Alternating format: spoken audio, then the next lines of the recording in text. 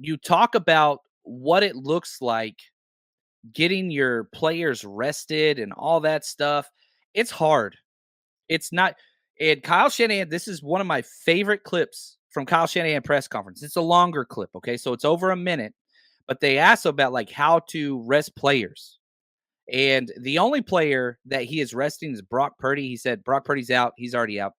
But listen to him go through the numbers. So if you want to understand what it's like resting players in the NFL, pay attention to this. Longer clip, but really freaking good. Explain to everyone that it's not an option, and you explain to them why so they get that. And it's pretty easy to understand when you got to dress 48 people, so you only can pick 5, and you have more than 5 guys injured. So the guys who are injured are already not playing. So how many other guys do you get to pick? I can pick 2 up from practice squad, but that's all. So unless we start cutting a bunch of players, there's no other option. So guys got to be in uniform. They got to be ready to go. It's nice with Brock because he can still be in a uniform and not count because he can be the third quarterback, which if that happened, we'll decide whether to put him in uniform or not so he could go in and hand it off if that happened. But you just got to explain it to the guys. And also, it's, you work hard to get a off week in this league. I think off week helps a lot of people, especially if you handle it the right way and stuff. And just this time of year, and allows guys to get a little fresher and stuff, which you don't want is 2 off weeks. No one gets 2 bye weeks, and we earned ours next week. We just didn't know we were going to do it already. So we got to make sure we get something out of this week. And we've been in this situation before where we earned a bye week. It was in 2019. But we didn't know we earned that until about 8:30 at night on the last play of the game versus Seattle. It was the first time it hit us. When the play before that, we might have been playing that Saturday. So we were very thankful we earned that. We need that rest, and we got it that week. Yes, we're in that situation, but we already know we're there. And so that's why guys' minds got to be right this week. 2 bye weeks isn't good for anybody. And that's why this isn't one. And I know all these questions. Those are things you first think of. I do, because I didn't expect to know this Sunday night coming back on the plane. But once you do sit and the reality hits and you think about it, you look at how a 53-man roster works with 48 guys and only allowed 2 practice squad flexes. You realize, 1, it's impossible, but 2, it's also not the best thing for the team. There we go. And so the numbers are just weird. Like, you can't just tell players you have to dress that many. You have to. And so they got to go through it. Now, maybe they don't all play or they just play a little bit, but the idea of resting so many players, if you're injured, you can rest. Cool. But you still got to play. Special teams, you still got to play. You got to put people out there. And so it's hard. It's very difficult toe to line. And so this idea of just resting everybody this week ain't going to happen. You rest some. And if you look at like the Rams, they already said these guys aren't playing. They named their 5 guys. You can pick 5. You have 53 men on your active roster. You have to dress 46. That's it. The third quarterback, that takes one of those away. That's it. That's all you can do. Daryl says, will we see Robert Bill Jr., maybe the next D Ford? Man, the prototype fits, Daryl, 100%. Josh is somewhere out there watching this, and that's his guy. He helps with a lot of the 49ers rush stuff behind the scenes. Yeah, Robert Bill Jr., number 51. I want to see him out there getting 30 snaps this game. Now, my problem with Robert Bill, he's played small sample size. His first, second play are all out. He runs out of gas. He's not in shape yet. Coming back through all the things, like, not saying you got to take plays off, but it's just like, if you're just going to be a 2-play guy and then you're done, that's something he's got to work on. That's something he just has to work on. Right here, Sean, this is a good game for Sam Darnold. You're right. And all our depth, great window into what we need to make tough decisions. Yeah, Sam Darnold's last year, he's a 1-year contract guy. This game is so huge for him.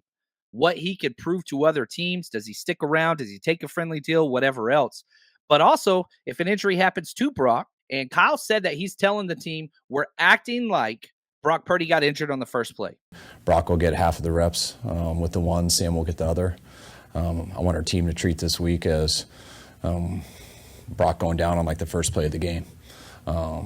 Now, that's why I want them both repping it. I want Brock to get some work this week, and that's something I'd like us to be ready for if that unfortunately did happen.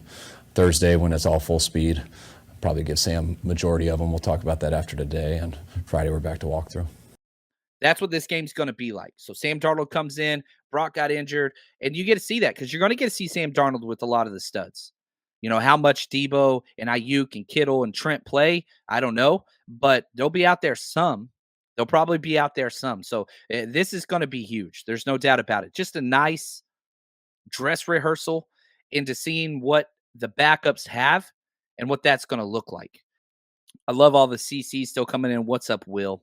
Here we go. Let's talk Ray McLeod, because I think this is huge too. You guys have heard me from the beginning talk about I do not want a rookie punt returner. That scares the living Jesus out of me. And it has. My life expectancy has turned down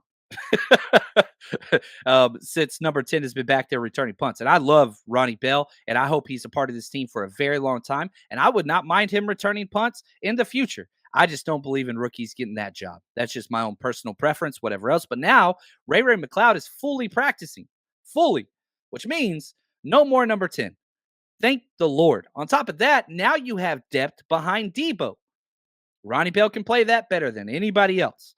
And so you got Ronnie Bell. Now he's backing up. Ronnie Bell's just backing up Ayuk, which is where he should be. You got Ray McLeod just backing up Debo. And then you've got the slot with Juwan Jennings now there. And his backup is going to be on the practice squad, Chris Conley, who's, sometimes up, sometimes down. We'll see what happens with that. Oh, man, I freaking love it. Just the fact that the 49ers continue to add depth. Depth is key. Depth is key. On top of that, Aaron Banks, he's back fully practicing with Feliciano out. Now we're back to the Burford Banks, guards, which, it's just kind of been a 3-man rotation at those guard positions. No doubt about it. John Feliciano's the absolute best. It's not even close. He has had a hell of a year. He has had an absolute hell of the year.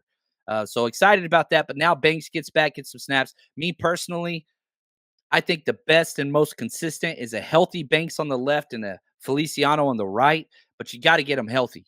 If Banks is not healthy, you look at his past month of the year, some of the worst play he's had of his entire career. It's only been 2 years, but still, if he's healthy, and hopefully in this bye week, he's going to be starting this week. He's going to play a lot of snaps this week.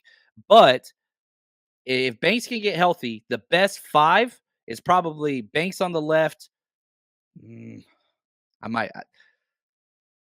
best 5 offensive linemen, in my opinion, would be Banks on the left, Burford on the right guard, and Feliciano at center. I know he's not that great at center. I'm not the biggest Brindle guy. I know that he got named Pro Bowl alternative. We're going to talk about that. Alternate.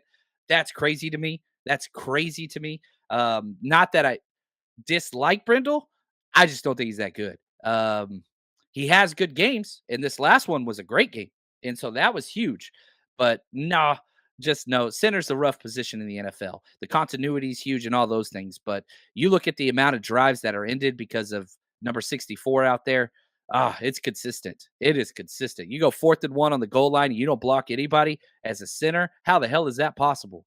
But I do like him. I like him for his contract, but I'm not sure that's our best 5. I know Kyle and I know, Forrester don't see it that way, but that's okay. That's okay.